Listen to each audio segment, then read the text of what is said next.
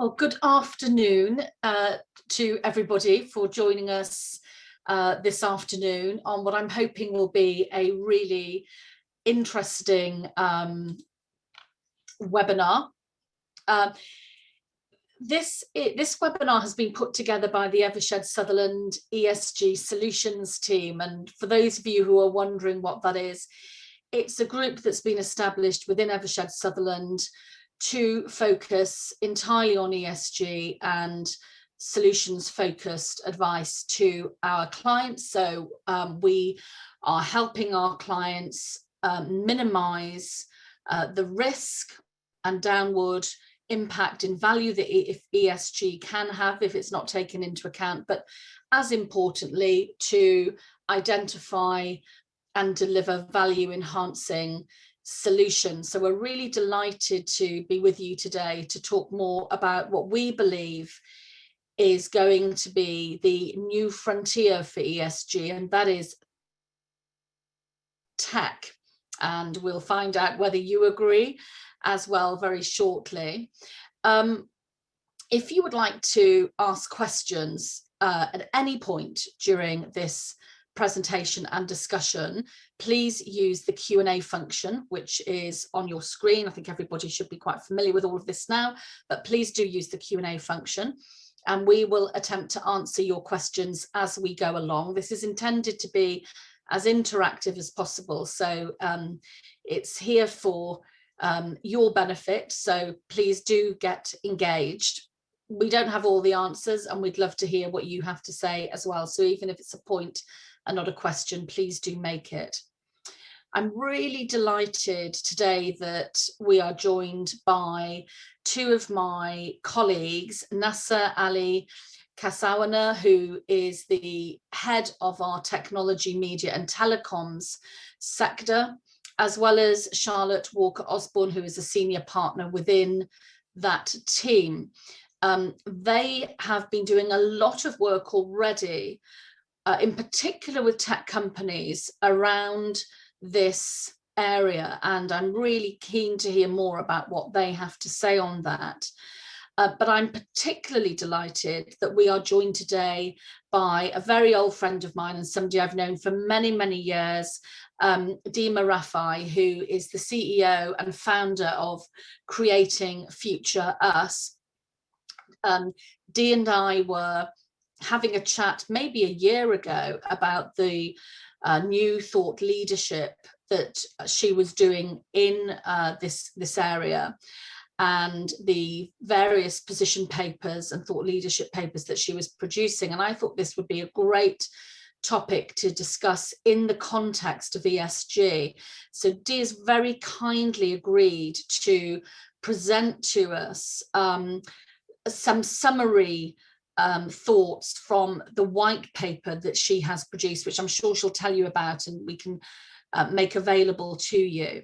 So Dee, I'm going to hand over to you, and we very much look forward to hearing what you've got to say. You are groundbreaking, truly groundbreaking in your thought leadership in this area, and we can have a discussion afterwards. Dee, over to you. Thank you so much, Michelle. And let me add my appreciation to each of you for taking valuable time to join us today. It's much appreciated. I'd also like to extend a sincere thanks to Evershed for taking leadership on this really important topic, and in particular, Michelle, for her instant grasp of the impacts for ESG and sustainability when we spoke about this first, and her dynamic sponsorship. I'm sure all of us who know her on this call can agree she's absolutely brilliant. So I wanted to start and frame this of why this topic's important and why now, right? Because it's kind of, we are getting to a moment in time where this idea of tech impacts is becoming kind of more obvious, let's say. So tech is becoming a dominating force in our lives. It's our new home in a way, as much as the planet is. We learn, work, socialize, move around using it.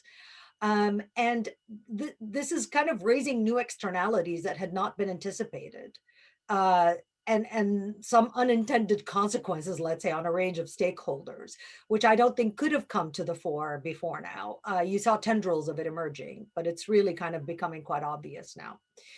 And I wanted to take a few minutes to outline a few of those as context for kind of the solutions, I think, that come from here.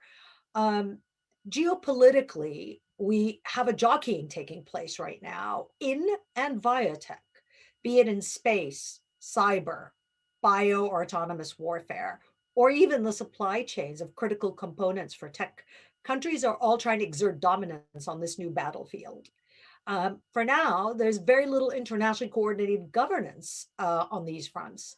And in addition, developments in these areas are being increasingly undertaken by private firms, which creates this interesting hybrid we have only seen during war sometimes, where you kind of bring in private companies to do, defense arms. And one very interesting example of that is the satellites now that are out in orbit that are basically doing some spyware for governments, but at the same time, they're doing GPS for private. And if they become targets because they're government, then that creates a whole new kind of set of risks around what private companies take versus governments do. Um, the second kind of area I think that's interesting is societal area.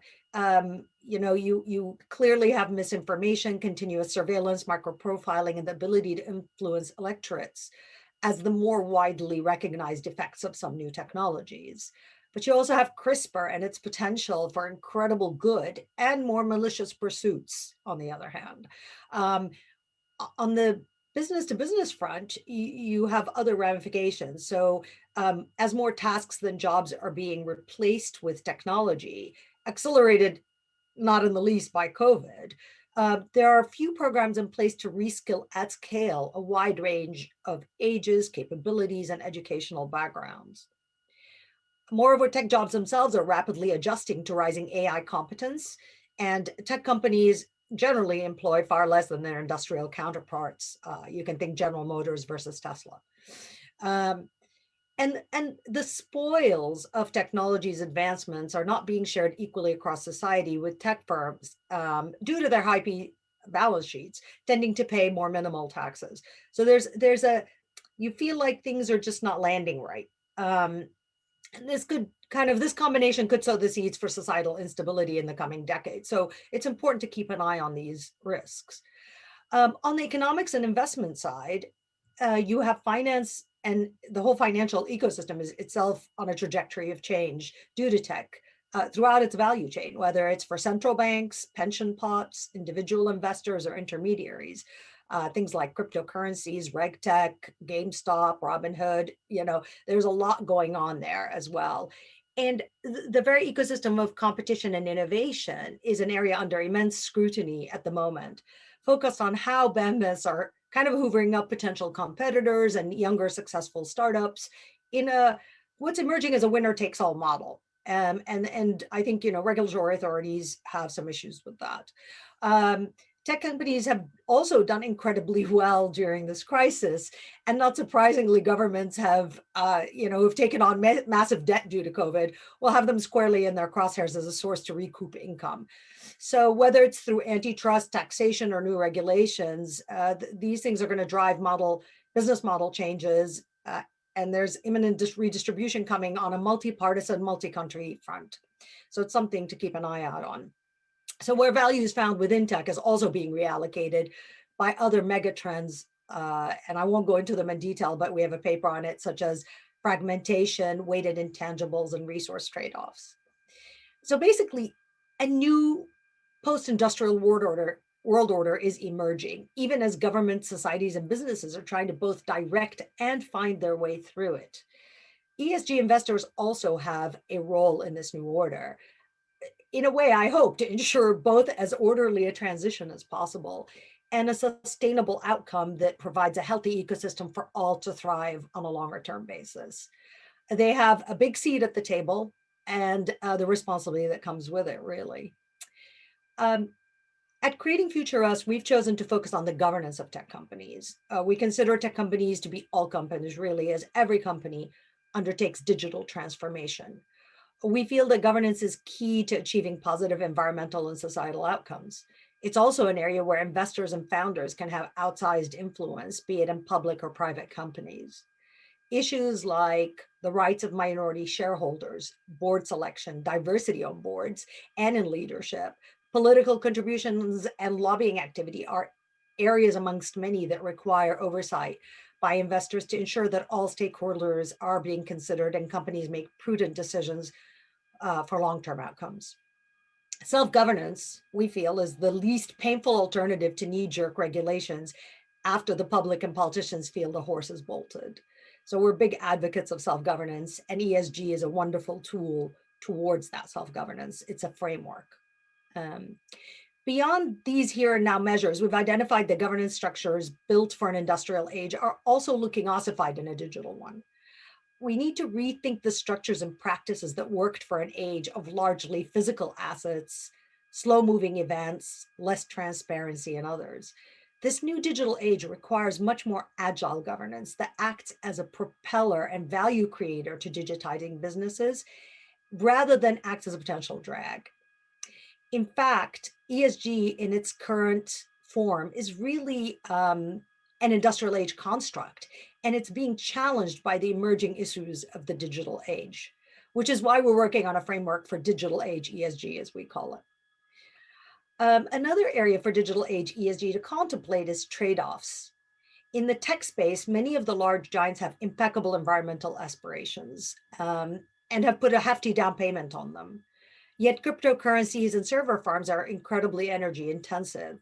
Charlotte and I were talking in advance about the amazing efforts on recycling phones and whatnot. So there's really an amazing effort being done by tech companies, and one has to give them kudos for this. So how do investors weigh up companies who do beautifully on the environmental front, but then maybe cause space pollution, for instance, through blowing up satellites and creating debris in space? So there's a very interesting trade-off there that needs to be arrived at to kind of determine what an ESG compliant company is. There's much more I can go into, but I'll stop here and turn over to Michelle. I welcome your questions and really look forward to an engaging discussion with my expert peers on the panel. Thank you, Dee. I'm just going to pick up on a few areas you mentioned, because as you know, to date, a lot of my focus has been around climate change, climate risk, and there are some interesting comparables, I think, between tech as an ESG area of focus and climate risk as an area of ESG focus. And one of my questions for you is, do you think then that certain businesses are actually going to be doomed? That's quite a strong word, or that are going to have to transition into something different in order to survive? And I'm thinking of the comparison, for example, with oil and gas companies, which really do have to fundamentally change their business model and are in the process of transitioning from a climate risk decarbonisation perspective. Are there comparables in the tech space that might find themselves in that position? You mentioned cryptocurrencies. I mean, is that something that's just going to become more and more difficult to justify in itself? I think that's such a fundamental question, to be honest. It's really at the heart of what's going on right now. I love when companies go through digital transformation and they think it's an IT issue. And you're like, it's not IT, right? This is business model transformation. And this is where I think, like, to draw some comparatives, you think about places like retail, right? Retail thought having an online presence was enough to make them a digital company. But in reality, what you find is that they had to change their entire business model to compete in a completely different way, to become Amazon, to become some of these really kind of, boohoo, well, we won't even name some of the companies, but let's say a lot of companies that got the whole model transformation thing. And they did their business with an online model first, rather than an offline model first with a tag along online model, right? So I think this idea of transformation, it starts maybe in some way with digital, with thinking of digital assets, but ultimately it is a business model transformation. And coming back to the governance issue, this is where I think, the old fashioned governance just doesn't really stand up, because the way governance currently is carried out, it's really heavily compliance driven and not as as much tilted towards strategy. When you're in the midst of a transformation, you're changing your business model, you're spending a lot of time on strategy. And that balance between compliance and strategy just doesn't appear to be there across all boardrooms. You see it best actually in the tech companies. The tech companies they're in a race, and their boards are very much about strategy, and that's where the focus is. So I think that balance needs to excuse me, be rethought in a kind of agile governance model, right? Yeah, and that point you make about it not just being about compliance, because that tends to be when something like this raises its head, that's where the focus is, and there has to be much more than that. I mean, it's happening in climate risk around TCFD. TCFD is a part of what an organization will need to do, and indeed it will probably become a toolkit to enable greater decarbonisation and transitional shift within that, within an organization. And so I do really see the parallels there. And I want to come back to that, Dee, in a moment. But Charlotte, do you want to touch upon what Dee was saying on that? Yeah, just on the point about balance, I suppose, and how you measure this, because this is all about, I suppose, in a way, tech for good.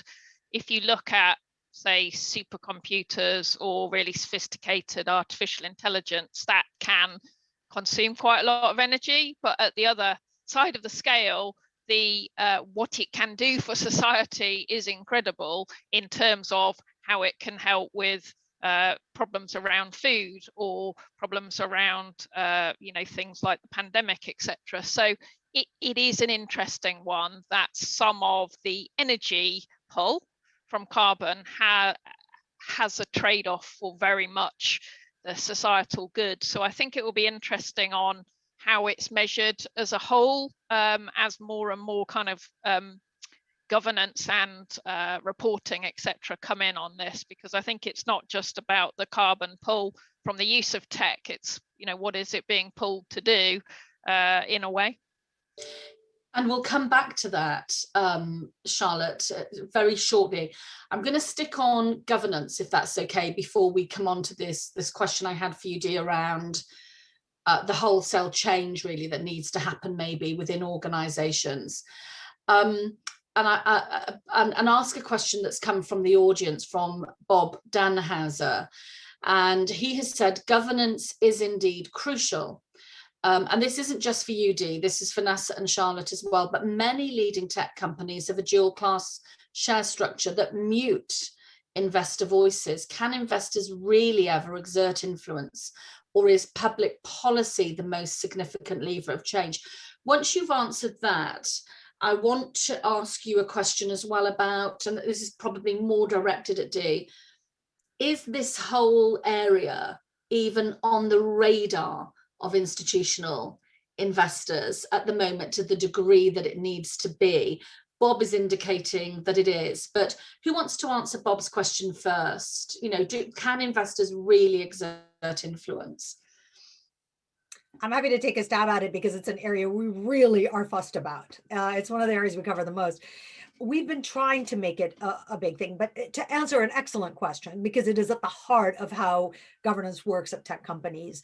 I think, one thing is there are different kinds of dual structures, class structures, not all are equal. One of the areas that, I don't know, Bob, if you've seen the Lord Hill report, because one of the areas where dual class structures people have influence is exchanges, because the listing exchanges basically have rules that dictate whether companies can have dual class structures, and if they have them, how they get premium listings versus standard listings and all kinds of things. So Lord Hill's recommendation recently in the UK was, yes, let's allow them, because up until now, to have a premium listing on the London Stock Exchange, you could not have dual class structures. But he has recommended you should, because we got to catch up with NASDAQ, and we want tech listings not to run away from the United Kingdom. But he has recommended something really good, which is sunset clauses on them, right? Because you can understand why a founder would be quite reluctant to, say, go to a public market and have short-term fluctuations in public perception drive his share price and therefore the behavior within the business, right? So you'd want some sort of control for a period of time. I have some sympathy with that. But these ideas, like some of them, some of these companies have in perpetuity dual class structures, some of them even surviving the death of the founder, where his estate continues to exert control of our company. That to me is not the right incentive structure for minority shareholders. For now, tech is super popular and people are piling into it, irrelevant of the fact that minority shareholders don't get a seat at the table. But at some point, it's going to come around, right? And that's going to come back and bite. So I think we do need to think about dual class structures very carefully and think about the sunset clauses. And we need to experiment a little bit with what works, because we don't know where to land ultimately. But for sure, for some companies, it might be useful to have the dual class structure. Maybe not all companies should have it. Maybe some should have longer sunsets. Maybe some should have shorter sunsets. Maybe there are other mechanisms in the dual class structure itself in terms of how you vote and what multiple on per share. There's all kinds of bells and whistles there one can play with. But ultimately, minority shareholders should not be left out of the governance of a business, because it incentivizes them if the company does badly, and it doesn't actually provide a discipline for the business itself, because you need to listen to your stakeholders. If you're not listening to your stakeholders, that's not a good thing ultimately for a business. I'll stop there.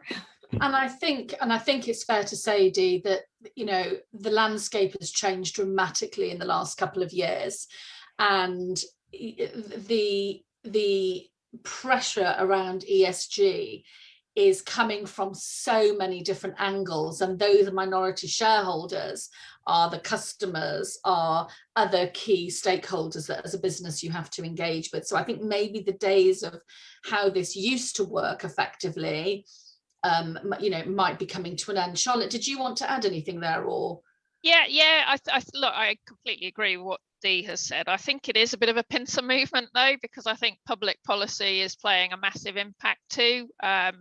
Dee and I were talking beforehand with NASA about artificial intelligence and a lot of the legislation coming through. And if you look at, say, the EU legislation, that has been really focused around energy efficiency and the right governance around these things, and very much saying you have to do it in a certain way, in a way that and ethical, and in a way that you haven't necessarily seen before, sustainable, different things coming from the policy agenda. And we've seen that coming around the world.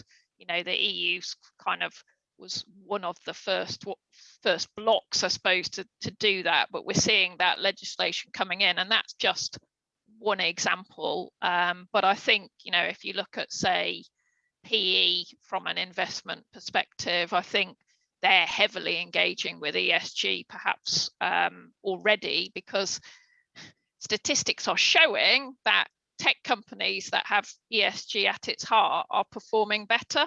And it will be interesting to see, the metrics and the links and the data. But if you look at it at the moment, there's no doubt that there's a push of a strong correlation and a big focus for the tech companies. So it's a pincer movement, I think. And so I think, though, and correct me if you disagree, Charlotte, Dee and Nessa, that ESG focus of the tech companies will be around what we understand ESG means. And what I'm interested in is, Dee, do you think, and this is not just relevant to the tech companies, it's relevant to every company that is deploying tech and that is having an ESG type impact. Do you think tech and how companies are using tech and the implications of tech, Dee, are being discussed at institutional shareholder level with their investee companies? Is it forming part of that ESG discussion? I think it's super early days for that. And I wish I could speed it up more. That's kind of my life's work, as I see it, is to speed up that conversation. Because, again, that ESG framework being an industrial age construct, you have things like human rights, right? And in the original concept in the S part of ESG under human rights was about labor mismanagement. It was around trafficking. It was around slave trade. It was around all kinds of. And now comes in the digital world, right? And all of a sudden, it's kind of that whole definition of human rights is being stretched to kind of accommodate privacy of people, right? Which it never did before. And so I think the framework itself is trying to band-aid itself to kind of accommodate the digital age, but it's not quite there. And we really need to rethink that framework in a digital age, because as you rightly point out, it is all companies either digitizing, deploying, becoming tech companies. And they are going to have to really think about ESG in a new way. And hopefully they will think of some of that themselves. But I suspect that investors do have a very big role to play in kind of redefining this ESG framework in a way that has the technology or digital thing at the heart of it, really, because that's going to be the infrastructure for us going forward. And so one of the you know, what in the work that I've been doing around climate risk, and I do, as I said before, I do see some parallels here.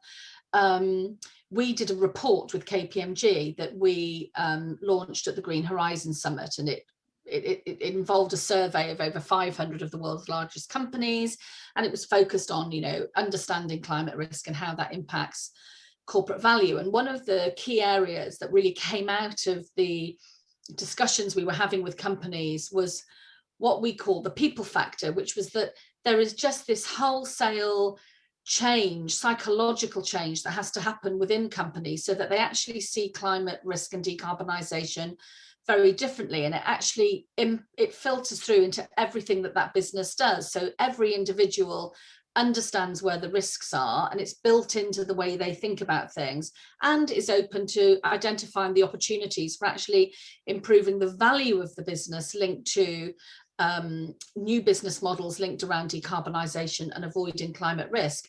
And it just requires this wholesale change. Are you saying, Dee, that it's something similar to that that's probably going to have to happen with tech, but we're still just very much in the process of engaging with tech and changing the way our businesses operate by improving tech, that to suddenly try and it's not putting the brakes on it, but to try and suddenly stop and say, well, hang on a minute, how are we doing this? How is this impacting the wider ESG agenda? And how do we make people behave differently? It's going to be quite difficult now because of where we are in that sort of tech life cycle, if you like. Does that make sense? It does. It makes absolute sense. And I would say, look, there's two kind of prongs to this. One is it's a culture change is what you're talking about, right? We need a culture change. And the other prong, which is the good bit, is that everybody experiences tech. Whereas I think with climate, it was something kind of up in the clouds, and most individuals did not experience it at a personal level. Whereas with tech, you experience it at a visceral level in a way, right? You're watching, you're looking at your phone all day. You see the results of tech. I mean, people have watched Social Dilemma on Netflix. They understand what's going on. People with daughters are worried about Instagram. You know, these are like very visceral issues. So the good thing is it's not a large leap to get the cultural change to happen because the concerns are there and people have a personal awareness of it rather than just an intellectual or kind of highbrowed awareness of it. And I really, I mean, you know, what we're doing at Creating Future Us is trying to get that governance structure to become more accommodating, the ESG framework to become more integrative of the whole digital space so that there is that culture change, there is that holistic change that is required, because tweaking at the edges, as we know, always has unintended consequences in the cycle. We did that with the environmental movement where we were trying to, you know, pick the winners in technology, and no, that's not a good idea after all, it turns out. So, you know, you really kind of have to come up with an ecosystem change that accommodates the learning, pivoting, relearning, pivoting, you know, and so it's a framework change, yes.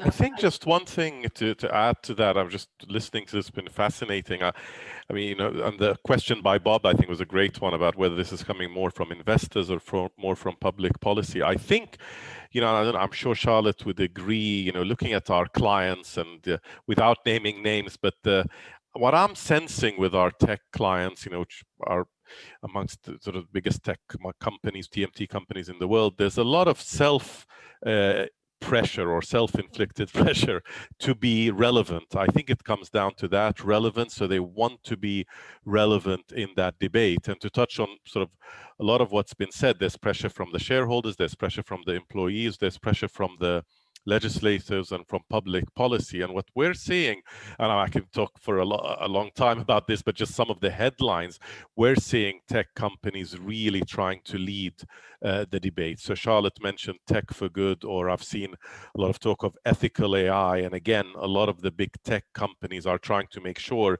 AI is a force for good, because if you leave the machine to sort of work out and make certain decisions, sometimes the machine may make decisions that are not in line with one's value systems or the values you want to promote. So we're seeing a lot of that, seeing a lot of activity around inclusion and diversity. I can think already of two major tech companies that are leading the way in terms of putting pressure on their suppliers to show that they have diversity and inclusion in their teams if they're going to work or act for that company or supply that company. That is happening a lot. And Dee mentioned a social dilemma, or let's say the pressures on social media, for example.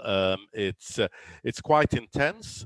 And actually, a lot of it is internal. So a lot of this is public. This is all public knowledge. But a lot of it is internal within many of these giant companies. Their employees wanted changes, etc. So they're applying more proactive monitoring of their data and of the content of their social media users. So there's a lot of, I think, self-imposed discipline and self-imposed creativity by tech companies, because they want to be relevant across all these areas. And Michelle, to the area you're most passionate about, sort of the climate and the green drive, etc. I mean, again, multiple examples of companies. I don't want to. It's unfair when you name one and don't name the others, but I know, for example, Microsoft have appointed a chief environmental officer recently, and many companies are doing that. All the leading tech companies are producing sustainability reports and also aiming to achieve some measure of decarbonization in the following period. So my point is that there's a lot of factors that are imposing this pressure on them, and I think they're, by and large, from what I'm seeing, I'm interested in Charlotte as well, her thoughts. There's a lot of innovation at tech companies in the ESG debate. Yeah, I completely agree. I mean, I was going to say a similar point. Again, I won't name names, but I see one of my clients on here who it is a boardroom issue for them. It is something they care greatly about, and I would say it is helping them be successful as well. I don't think that's why they did it in the first place, but I do think that tech companies are very sophisticated and are driving a lot of this agenda, because soon everybody will have to grapple with it. Some of the non-tech companies are all over it already and grappling with it, and we're seeing a bit more happening on it being built into corporate DD, for example. So these things are coming, but I think the tech companies, and I do act for a few, but to give them a compliment, they are doing it because they care, but because they know they need to care as well. So if you take the consumer brand, we were talking about sustainability and the fact that, actually probably recycling started because of a scarcity of the stuff that makes up the phones. But suddenly, the users care that let's not just keep mining this stuff, let's make it sustainable. And it's an absolute win-win. So, it's a really good thing that smart tech companies capitalize on the sense of what is right in the world, and is sometimes driven from themselves, but sometimes driven from the end customer. And you have to take, that's business to consumer, but if you take B2B, there are a number of our tech clients that got very, very smart about the fact that people ultimately buy the tech for their businesses too. So you still have the emotions of the buyers within the business who will be passionate about this and want to do the right thing for their business. So I think the model, will evolve, and the pressures are all over, but in a good way, I think. Yeah, and so I think the takeaway point I'm getting from you and NASA, Charlotte, is that the tech companies really have seen this as an ESG issue and are the first most important step is awareness, and then dealing with it. And there's a degree of that as well, which is great. I want to come back to you later, not just now, Charlotte, though, on what non-tech companies are doing and how aware are they, and then what have you and NASA been doing as well to help the companies with all of this, because I know you've been very instrumental in helping some of our clients go through this transformative process. Now, we've had another question from the audience, which is great. Please do feed your questions through. If you don't want us to name you, just you know, ask the question anonymously. So this is a question from Verity, and it's around privacy. Is perhaps privacy tackled by human rights? Because never in history were companies as intrusive as they are now. And that's not just tech companies. This is, you know, all companies are using data analytics and various other tech. Hence, this has never been an issue, and hence we don't have a framework to deal with it. Privacy is indeed a fundamental human right. And I think I'm going to go to Dee first, because I know this is something that she has been focusing on. And I know, Charlotte, you've been very alive to the privacy point as well. So Dee, I'll ask you to answer that first, please. So another great question. And I would say, look, yes, of course, it's a fundamental human right. I think the thing is that it wasn't traditionally part of what's defined as human rights, and now it's being added on as yet another human right. But there are a lot of other things, like, again, CRISPR technology, where you think, where does that sit in an ESG framework? You know, is that human rights, or is it, you know, it just starts to kind of unravel the current framework. But coming back to the point of privacy, I mean, or should I say privacy as an American, it is critical, but I think there's again, I think the one area, after listening to Nasser and Charlotte speak previously, we're in a world of trade-offs. There are no right answers and wrong answers. It's a matter of trade-offs. And so I, you know, personally, I'm a big advocate of privacy. I don't want everybody to know everything about where, you know, what I do, when I eat, when I don't, you know, these kinds of things are just intrusive. But the other thing you have is a race to the bottom in terms of algorithms and the data they require. So you have China, where the Chinese just don't care as much about privacy. It's not built into their DNA. So in China, you've got these companies that are, you know, really feeding their algorithms tons of amazing data. And because of GDPR here in Europe, you know, it's kind of fractured the data regime. And that means that the algorithms of European and American companies that have access to the European market don't get the same advantage that the Chinese companies. And when you're in competition globally, that becomes an issue. So you have to weigh up, where's the fine line you draw between giving people their privacy, but at the same time, not depriving companies of a competitive advantage.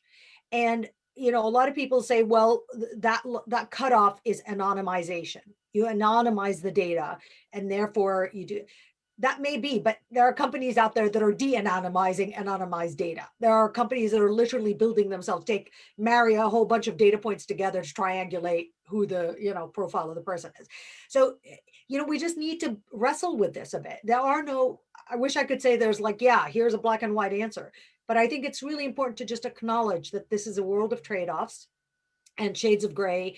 And we're just going to need to really, as investors, as board members, we need to really kind of weigh these up and think about where we want to come out on this that does the best with what we know. And I think the trend in legislation is interesting. It's a great answer, Dee, actually. And this whole sort of debate around which way do you regulate data and privacy has been a very interesting one. So actually, I mean, there's been, and Charlotte will be aware of this a lot, I mean, there's been a lot of debate around GDPR, and because it set the standard early on and in many ways became kind of the role model of data protection laws. There was some debate, though I feel it's fading a bit now, because maybe, as Verity asks, it's becoming more and more a fundamental right. But there was this question as, is GDPR, primarily created to protect in a way that favors the consumer a lot more than the innovator, and in a sense the EU is protecting more what it regards as its consumer market against sort of maybe the big giants that are coming from the US. Usually was that part of the rationale.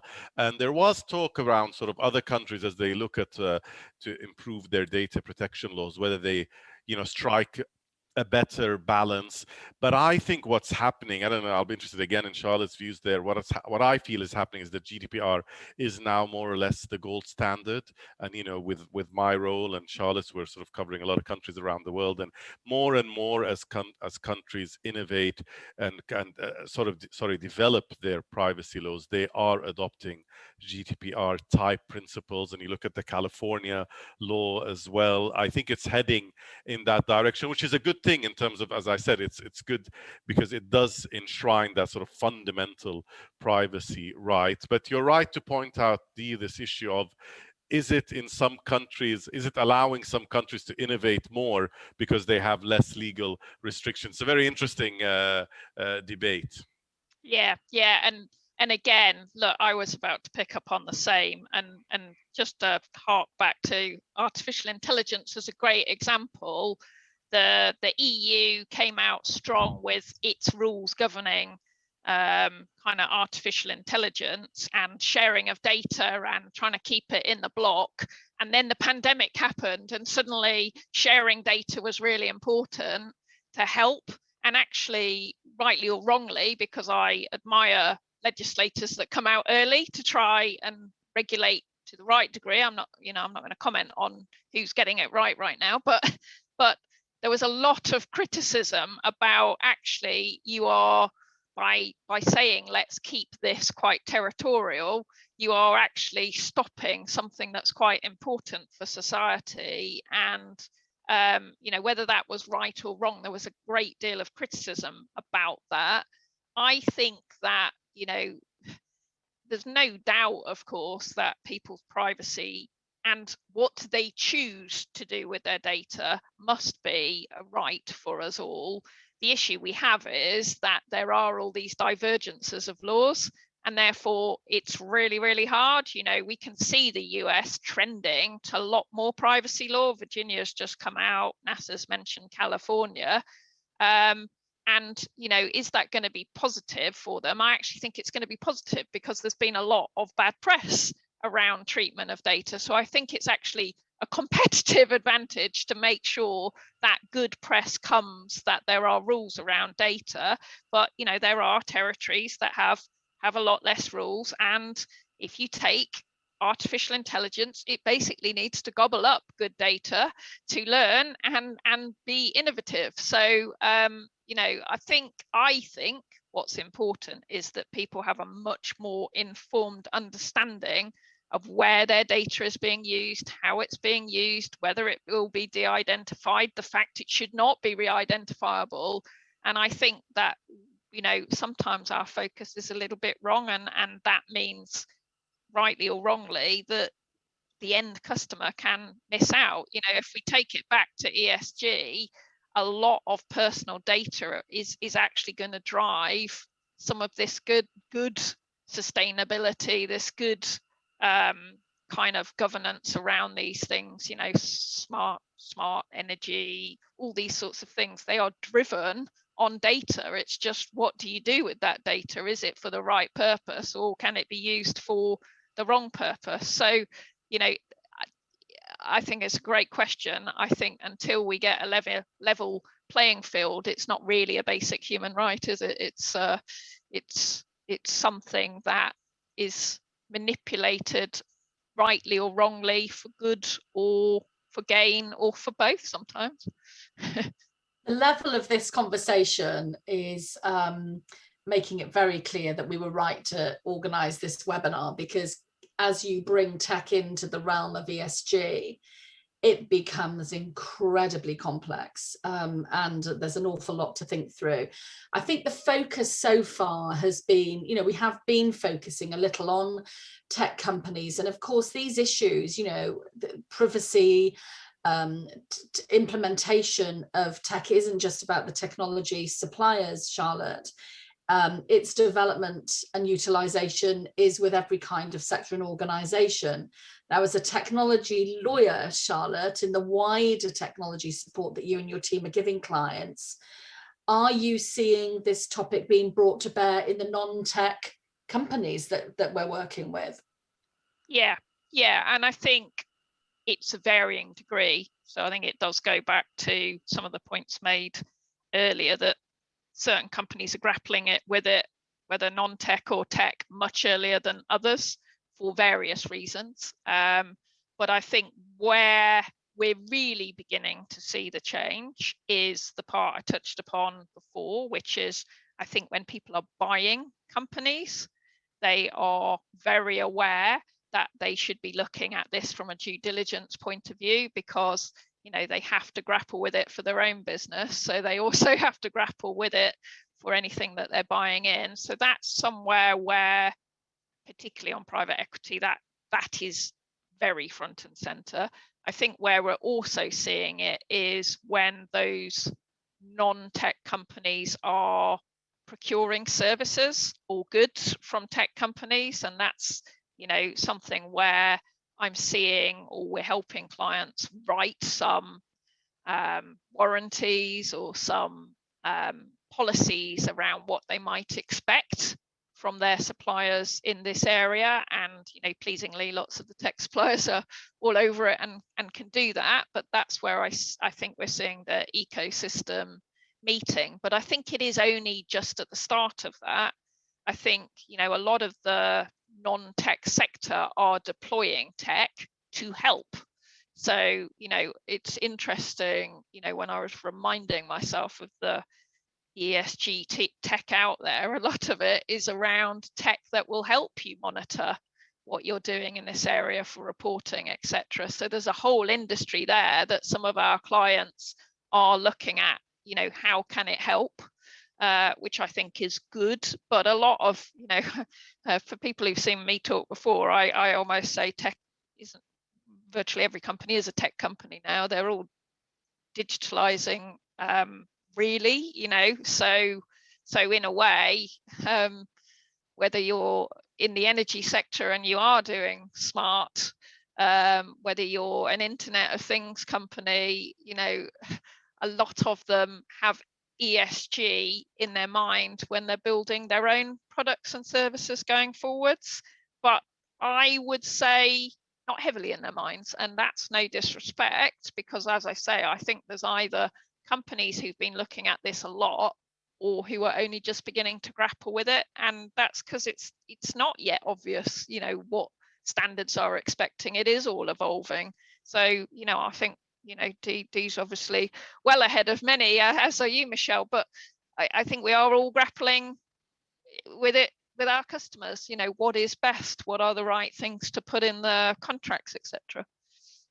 And I'm just going to continue with that theme, and Dee, I am sort of putting you on the spot here. What Charlotte was really referring to, I think, when you refer, Charlotte, to the use of tech to help with other ESG objectives, that's around using data to better maybe understand where climate risk is, what you need to do to decarbonize, etc. Let's focus on the positive a bit, Dee. I mean, how can, if we're saying tech is at the frontier of ESG, the new frontier, it's going to be part of what key stakeholders who engage with an organization are going to start to consider in the same way they consider climate risk and other areas. What can any company, whether it's a tech company or a non-tech company, be doing now to actually enhance its position through the use of tech? Or is it all about avoiding the negative? Oh no, God, there are tons of opportunities in the space. Like if you look at the energy, Charlotte, you brought a great example out, which is if you look at the energy companies now, a lot of them are getting into ESG as growth opportunities for them, because the old industrial age ESG is like kind of shutting down for them, right? They can't really go down that road anymore. And the road has a very short end to it. And it's the same with tech companies, I feel like. If they want to innovate for the future from here on out, they innovated up until now for an industrial age transformation. But the next transformation that's coming for tech companies and all companies is this kind of digital age ESG, is that they need to rethink the world in this new order.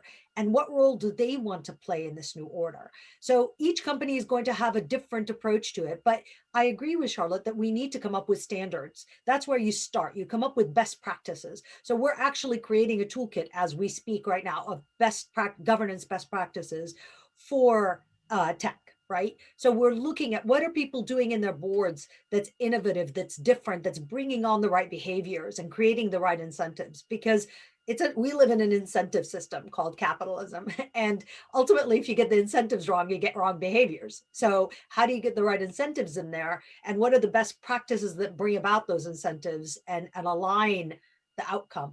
And that's really kind of how you define sustainability. The word sustainability is, how do you become an enduring company? You're not a fly by the night company. You arrive and then you implode. Well, the way you create sustainability is by having good incentives and good governance in place that allows you to continue to think your way through the new orders as they emerge. And so that's the kind of best practices we ought to be. And I'm looking to kind of form now and kind of a group of people who are really big believers in this, to try to start kind of really floating up these best practices and starting to find standards within them that can be loosely applied, because you don't ever want to become too prescriptive, because that has a lot of unintended consequences, but more principles based, really. And do you think that we're discussing this and we're more aware of this now as tech as an ESG issue or an area of focus? I don't want to use the word issue because, you know, we've got to focus on the positive as well. But do you think that we're talking about this now and we're even bringing it into the ESG debate because of COVID and lockdown and the greater use of technology and how important that's become? What impact do you think the last year has had on this? Yeah, it's hugely accelerated the focus, right? I mean, when I started creating Future Us 3 years ago, it was something I thought would happen within a decade. And now a lot of what I thought was going to take 5 more years to happen has just been, brought forward into this year. So I really, yeah, I think that the pace has changed dramatically because of really, it's kind of highlighted our dependence on technology, right? That's what COVID has done. And it's kind of, we're now using technology even more. And it's become acceptable. I mean, I remember the days of older friends or older family, like looking at a phone and not knowing how to, answer, or not knowing how to text something and send it properly or whatever. Now you talk to any 70-year-old and they know exactly how to figure out, how to leave voice notes and whatnot. So I think this acceleration in adoption and this kind of focus on the use of it and all the issues has really raised the awareness, and it's been a great boost for this topic, because now everyone understands, what would have taken place in 5 years is happening now. Yeah, I think the issue, sorry, just one quick one around that, is that obviously in the last year or so, the technology companies have, the level of growth has been staggering in certain areas because of that massive increase that Dee spoke about. And it's actually sort of, across the board, but there are different areas. So one area is data centers. So as we all consume more data and as we all spend so much more time behind our screens, I mean, the need for data centers has exploded over the last, I mean, it was already one of the most exciting areas in our sector. It's now doubled down as a growth area. And it's at this nice intersection between sort of technology law and real estate for legal practitioners, but for the big builders of companies that deal in data centers, there's a massive climate issue, Michelle, and they're all wanting to make sure that while they grow their footprint in terms of data centers, they are building them on an infrastructure centered around clean energy and technology. So that's just another one example of just the huge growth in technology in the COVID era, sort of leading to a lot of interesting issues and good challenges, let's say. Yeah, and I think I mean we're all agreeing, but COVID-19 sadly has meant a different way of life. But from the tech adoption, suddenly things like the cloud, which lots of businesses had sort of started adopting, but hadn't really always realized how helpful it could be in certain situations, have had to just embrace that kind of ability to have data hosted outside and use it. And I suppose for me that has almost highlighted this kind of focus on accountability, which, you know, suddenly your technology is helping you with accountability in a, you know, people ask, you know, there used to be this, I'll take the legal profession as a great example.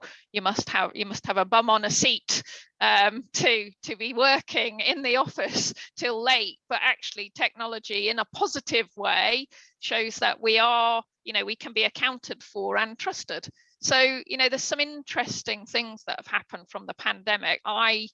You know, it's a tragic time, but it's really showcased that home working and trying to get a balanced lifestyle is possible because of technology, as long as you get the governance right, as well as long as you get the accountability right in all sorts of positive and obvious business ways. Well, I think though, you know, it's the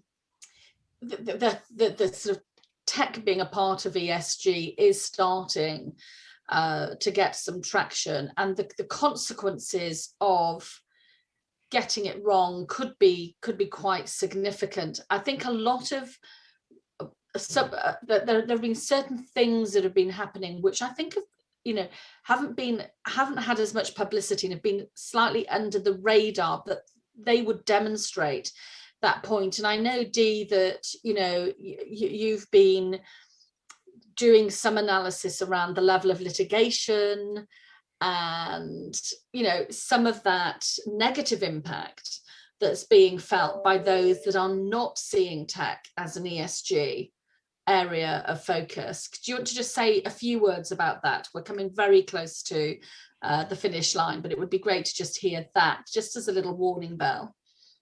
Sure. So I that's exactly kind of, I would love, you know, it's such an important topic right now because there's regulation around the world emerging, and it's emerging both at the federal kind of level, and in the States, you have the state and city level, you've got private lawsuits, you've got SEC and the FCA and all kinds of other financial regulators jumping in, not just governance regulators, all kinds of accounting standards changing, listing exchanges that are demanding changes.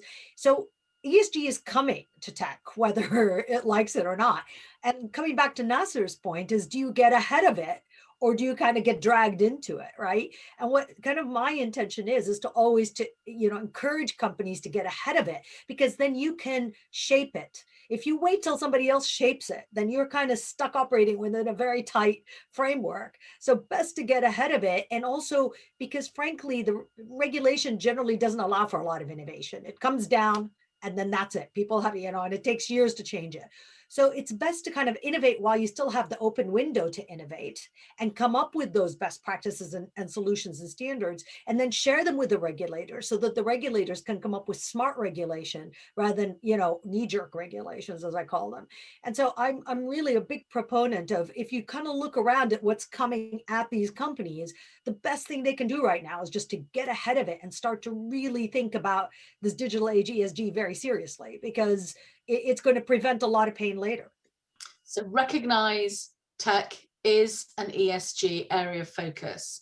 Have a strategy for dealing with it positively, and publicize that strategy to the regulators and to your key stakeholders, to your investors, to your employees, to your business partners, to your customers, so that they can engage more effectively with you, and it doesn't become a value impairment factor, it becomes a value enhancing factor. And that just leaves me to say thank you very much to Dee, to Charlotte, and to Nasser for their fantastic discussion and contributions.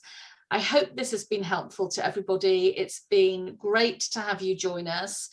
We'll be in touch after this webinar. There is another webinar being held shortly so that our Asian participants can join. Please feel free to attend that as well. But thank you very much to the panelists, and thank you very much to everybody else for joining. Goodbye. Thank you.